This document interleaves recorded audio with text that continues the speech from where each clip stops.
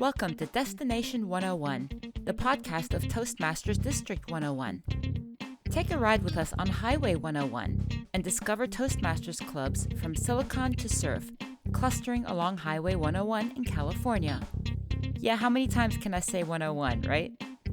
Well, find out about District 101 news, tips, and events, and hear from members and clubs. I'm your host, Birgit Starmans. Welcome, everyone, to another episode of Destination 101.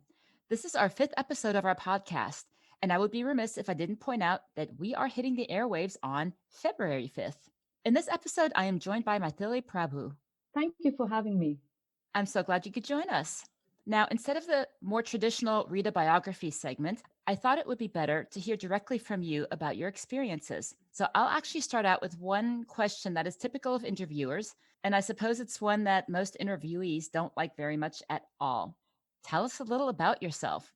And of course, this being a District 101 podcast, tell us about yourself and Toastmasters.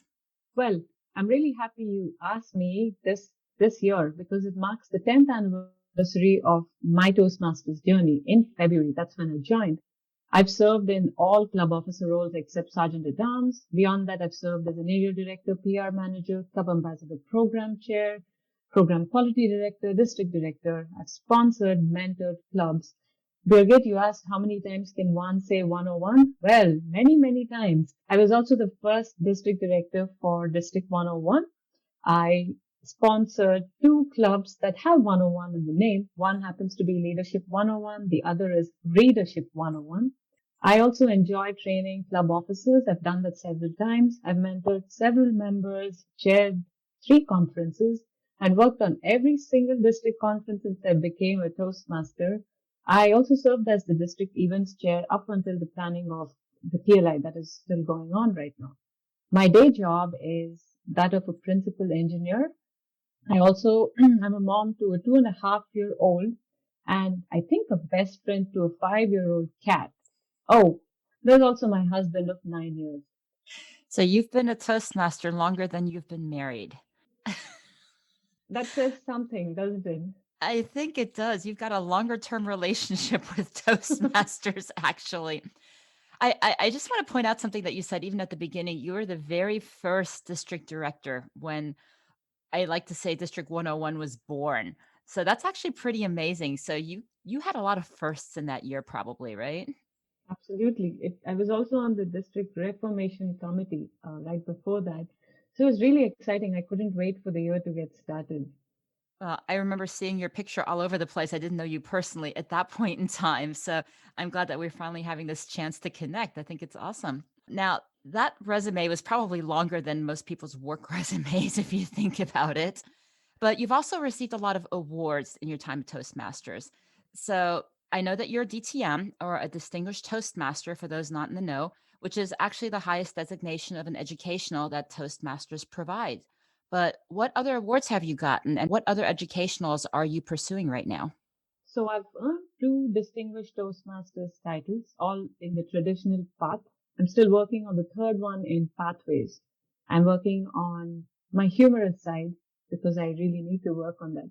Well, the first DTM took 4 years. The second one took 2.5 years. The experience was vastly different with each of them. I could really feel the difference the second time around. So if you haven't been to a district conference in person, Hugline is this dramatic, beautiful celebration that happens in the middle of the day where all the past DTMs form a long line and new DTMs get to choose their songs and they go down the line and receive a hug from all the past DTMs. It's a nice welcome to the club kind of a celebration. So the very first time I chose a really silly song, it was called Safety Dance. You can look that up. It's as silly as they get. The second one was really special because I walked that one with my friend Rita, who earned her second DTM as well. So we chose a song that we both thoroughly enjoyed.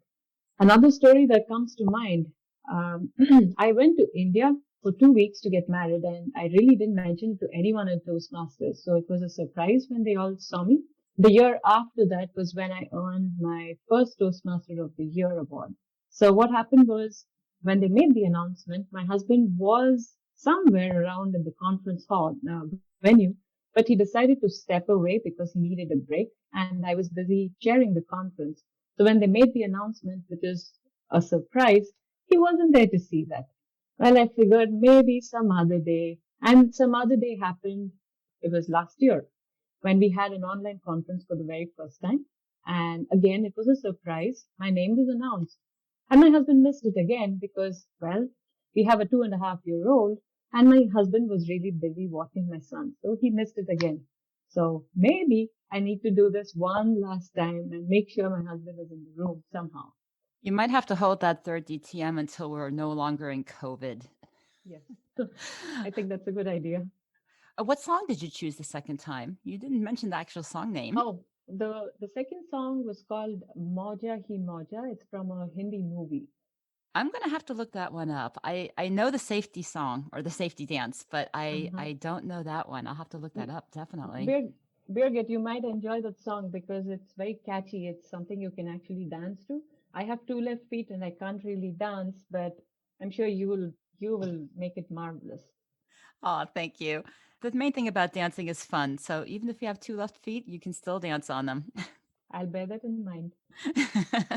Well, we usually move on to some member questions, but first I want to do a little trivia interlude. And this time I'd like to talk a little bit about what I refer to as Hallmark holidays. And in full disclosure, Hallmark is a trademarked name. But I mentioned at the beginning that our fifth episode debuts on February 5th, which I looked it up is also National Chocolate Fondue Day, National Nutella Day, National Wear Red Day, and National Weather Person's Day, and there are a few more. That got me thinking about all sorts of holidays. We just had Groundhog Day, where, let me see if I can pronounce this, Puxatani Phil saw his shadow, meaning that we have 6 more weeks of winter. And as you know, my Philly, we've had 70-degree weather in the moment in Silicon Valley, so I'll take that any day. But it's almost time for Valentine's Day, which incidentally is also known by many of my friends as National Singles Awareness Day. And we'll see a flurry of red hearts and roses and those cute little teddy bears holding hearts and candies in stores everywhere. But that got me thinking about all those other newly minted days. So if you missed Valentine's Day, you can make up for it on August 23rd, which is National Hug Your Sweetheart Day, or on November 9th, National Candies Day, or on National Chocolate Day on November 11th. And those cuddly bears, they have their Teddy Bear Day on September 9th. Thinking about a different type of heart, World Heart Day seeks to bring attention to heart health and is on September 26th this year. But there is no International Toastmasters Day. Piggybacking on that stupid pun we always hear, there's an International Toast Day on the last Thursday in February. But closer to home, for a speaking and communication and leadership organization, there is a National Professional Speakers Day on August 7th. There is a National Morning Show Hosts Day on September 27th. And given that we are coming to you from a podcast, believe it or not, there is even the International Podcasting Day on September 30th. So I was thinking maybe we should find something for District 101. Well, the 101st day of the year is April 11th or April 10th for leap years, but that's too vague. July 1st can be the District 101 day since it's the first day of the Toastmasters year, and we started our time in this district in a split from District 4 on that day in 2016, which marks my Philly's first day as district director. But that's not distinctive enough.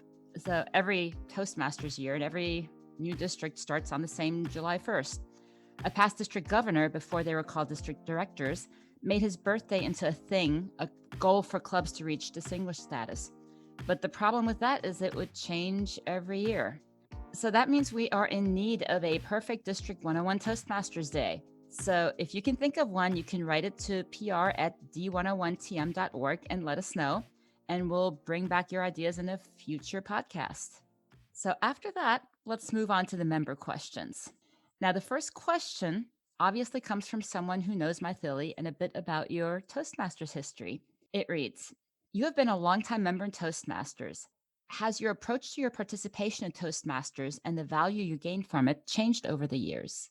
One word, absolutely. When I started off, it felt more like a sprint to me. There were clear goals and I wanted to hit those as soon as I could. It was a different time. I was a different person. And while I really enjoyed what I did, over time, even after having earned my second and working on my third DTM, it feels a lot more like a marathon. I feel like there are a lot of goals and a lot of things to enjoy along the way. And I'll get to the destination when I get to the destination. I'm no longer in a rush here. So that has changed. I also feel initially when I started with Toastmasters, it was part of my standing New Year resolution, which is try something new. So I wanted to try something new that year, and Toastmasters was it. Since then, I feel like even though I continue being a member, what I try within Toastmasters can be new each year. Even if it is, say, mentoring a club a second time. The second time around feels very different from the first time, even if it's a speech from the same pathway. The second time is going to feel different from the third time and the fourth time. So I get a lot of chances to try something new. And this is not really a place where people judge you, except unless it's a contest, which I'm not talking about. But otherwise, people don't really judge you. Everyone's supportive. So I feel like I'm embracing it a lot more than I did initially. And I also feel being a long-term member really helps you look at other aspects of Toastmasters. For example, I feel I've gained a lot of really close friends over this time period. Even if I have something going on in my life and I'm not able to attend the club meetings, I try and catch up with them out of bandwidth, and it's a lot of fun. I share a lot more with them than with many other people. Sometimes even more than I might share with my husband. Ooh. That's a great story. I'm going back to that comment about you've been married to Toastmasters longer. I'll put it that way. I'm going to use that line. I'll interpret the next question as being a more forward-looking one, and it's related to your continuing involvement in Toastmasters. It reads, you have so many accomplishments, and you have even served as a past district director, as you already told us. Why do you continue your membership, and what else can you learn or accomplish? Well, with Toastmasters, I think you get many do-overs. So there are times that I might have disliked how I did certain things, and I get a chance to try it out again. And members are happy to give you the chance. I've served as VPPR several times in the past, and here I am serving as VPPR again, and I have new ideas because today is different from yesterday. So there's always something new to try out. I'm not the same person I was 1 year ago or 2 years ago or 10 years ago. So I bring in something new. The environment around me brings in something new. The composition of a club or a district also brings in something new. And it creates this constantly changing, evolving environment. So it's just fun to try out things that you did in the past. It's fun to try out something new and to just keep learning. I think that's the most interesting part, whether it's at work or in Toastmasters, to constantly find something that you may not be good at or something new that you've not tried out, then just give it a go. There's something new you will learn about yourself each time you try. I love that way of looking about it, learning something new about yourself. I really like that one a lot. And as a reminder to our listeners, remember that you can write us with your questions. Now, with all of your experience in Toastmasters leadership, I know that there are a lot of members that are always struggling with, do I stay on the communication path? Do I try the leadership path? And they're not sure if they want to get involved in either club or district leadership. And what advice would you give them? And are there benefits to doing one or the other or both? I say go for both because that's what you're in Toastmasters for. You have a chance to try things out without worrying about how well you do it. Nobody is really working on your performance reviews, so to speak. So it's only you. You can give it a shot. You will make mistakes. You will stumble, but that's part of the experience. If you don't try it out now, where else will you try it? I think these go hand in hand, communication and leadership. It doesn't make sense to put one off, and they really feed into each other.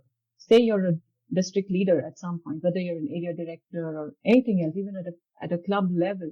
It really helps because you want to continue to work on your communication skills because a good leader needs to be an effective communicator. You can't have one and just save the other one for a later date. It's going to help you now. So why not work on it right away? There was a member in my club who refused to become a mentor because she felt she did not have enough experience. In her mind, mentors need to be these superhuman beings of some kind. And unless you're that, you can't really be a mentor. And I did have a conversation with her, and I think it's important. This is the place to give it a shot. And anytime I feel in general, when people sign up for something, they do want to experience it fully and try it out. So this is the right place to give it a shot, whether it's being a mentor, whether it's being a club officer or just presenting speeches. Go for it. You join clubs for that. You continue meeting every week, spending in hours for that. Why not experience it all? I think that's great advice, actually. I love that. Now, we have a standard final question, so I'm going to continue that little tradition. We've heard about your experience as a longtime member and all of the different roles that you've served in. So now I'll ask, what's next?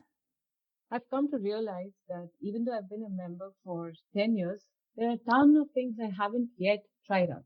And it's not for a lack of trying or putting things off, but it's just not happened. One of those happens to be presenting a lot more workshops, and my friend and mentor encourages me to try that. So I'm going to give that a shot. One of the fun stories that comes to mind is when I was visiting some family back in India. We all had a big gathering, and we all sat together in a nice big circle.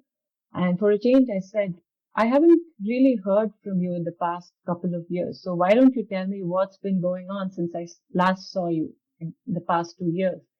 And a lot of the folks there just felt uncomfortable and felt they didn't really have anything to share. And there were a few that were enthusiastic as well. So we started off by sharing some things, and suddenly it turned into something else. Everyone had some story to share, and how they viewed themselves probably shifted, even if it was just for a few minutes. So I think there are some powerful ideas within Toastmasters that I can take outside. I haven't really decided exactly what, but I think there's a lot of value here, and I'd like to take it out and give it a shot this year. I think that's a great plan because we're not just this island, right? So the influences and the learnings that we get in Toastmasters hopefully help us outside Toastmasters. Now, a friend always mentions this. I don't know who came up with it first, but you don't get better at Toastmasters to be good at Toastmasters, but to be good outside. So something along those lines. I may be misquoting here. But that's a really good quote. I think that's a good thing for all of us to keep in mind. Mythili, I've really enjoyed getting to know you better. This is great. Thank you so much for joining us. Thank you for having me, Birgit. And if you have some suggestions for what I could be doing next, I'm all yours. Be careful what you wish for. Our listeners, we hope you enjoyed this episode. Whether you are in District 101 or beyond, come and take a little journey along Highway 101. And I was just sharing a story with Mythili before the podcast that I was amazed by the sheer size of our geography that we cover. I recently drove back up from Southern California, and District 101 is very large. We have a lot of events coming up, from educational sessions to speech contests, so we hope that you can join us. And speaking of contests, in the vein of specialty days, we can look forward to March 5th, National Speech and Debate Education Day. And with that, I hope you'll join us again. Tune in next time and email us at pr@d101tm.org with questions that our district leaders can answer in future podcasts. And if you miss an episode, you can review them all at www.d101tm.org/destination-101.